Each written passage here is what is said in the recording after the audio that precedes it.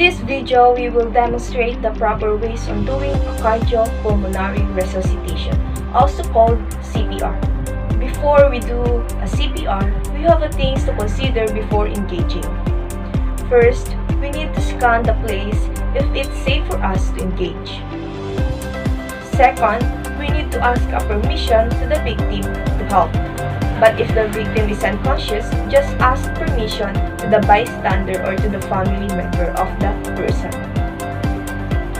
After asking permission, we need to check the responsiveness of the victim by tapping the shoulder 3 times enough to wake him and ask him if he is okay. But take note that we should only do this if the person is unconscious.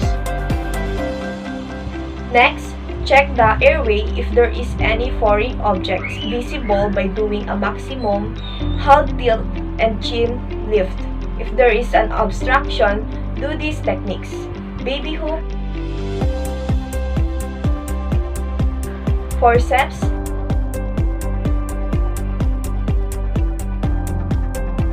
and scissor.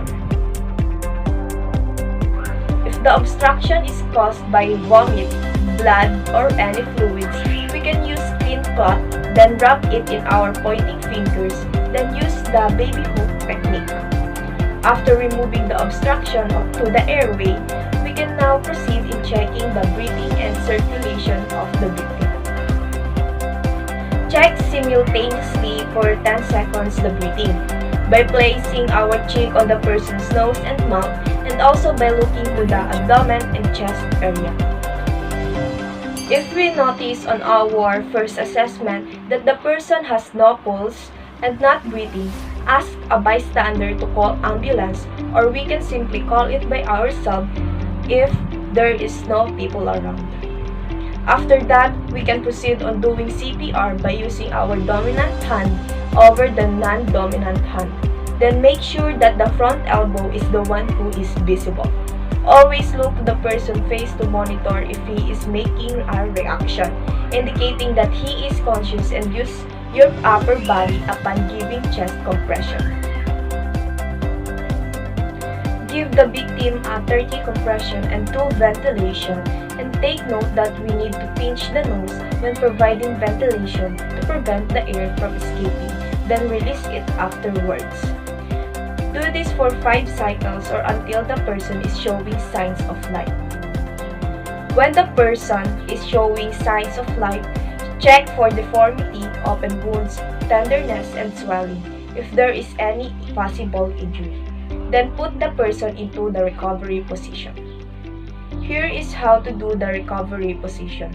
First, extend the arm that is nearest to us at a right angle to the body with their palm facing up. Then take their other arm and fold it so the back of their hand rests on the cheek closest to us and hold it in place. Second, use your free hand to bend the person's knee farthest from us to a right angle. Then carefully roll the person onto their side by pulling on the bent knee. Lastly, rub the back to make the person more relaxed or vomiting. Then stay with the person and monitor their condition until help arrives.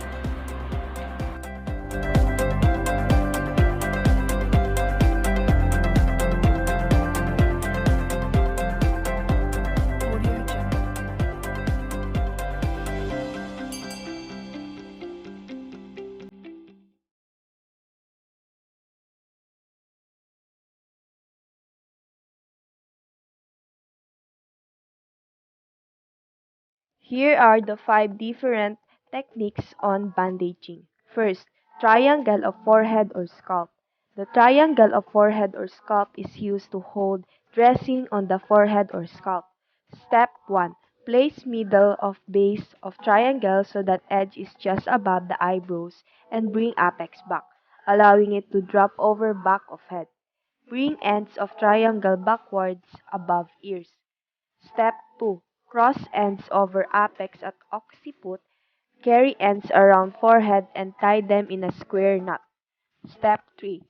Turn up apex of bandage toward top of head. Pin with safety pin or tuck in behind cross part of bandage.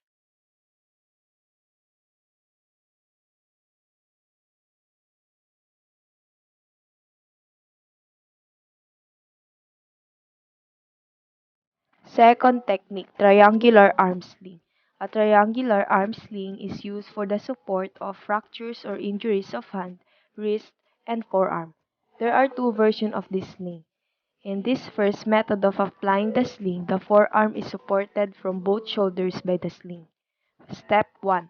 Bend arm at elbow so that little finger is about a hand breadth above level of elbow.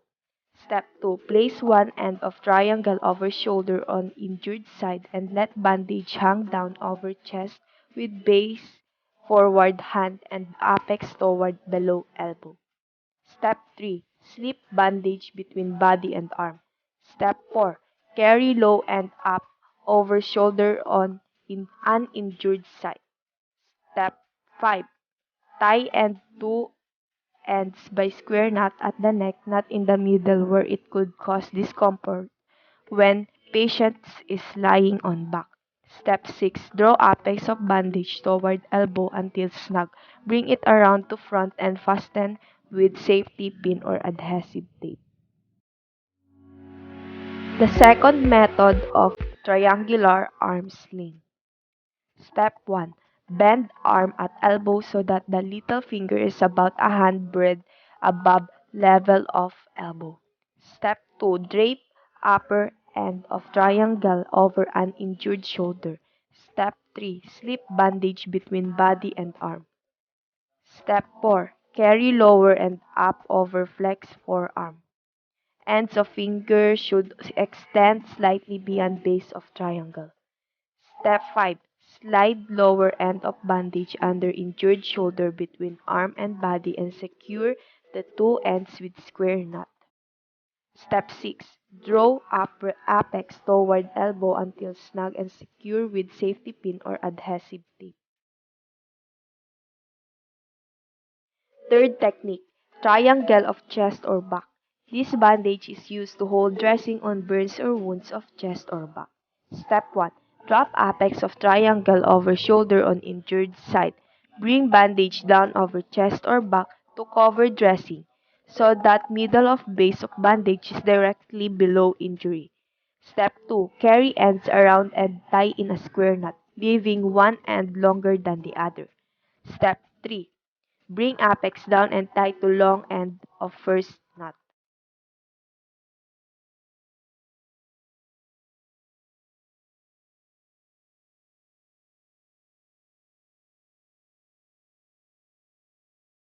Fourth technique, cravat of head or ear.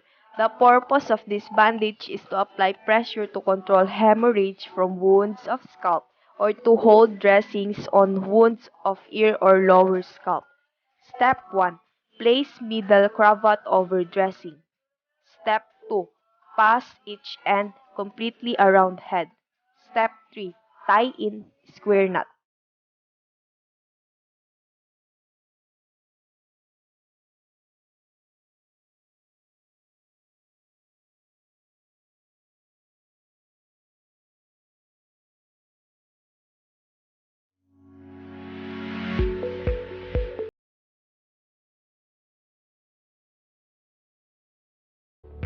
Fifth technique, cravat to jaw.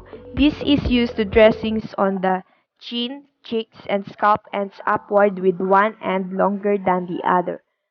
Step 1. After making a triangular bandage into a cravat of proper width, place it under the chin, carry ends upward with one end longer than the other. Step 2. Bring longer end over top of head. Cross both ends on side of head. Step 3. Pass ends around head in opposite directions. And tie with square knot on other side of head on primary turn of cravat.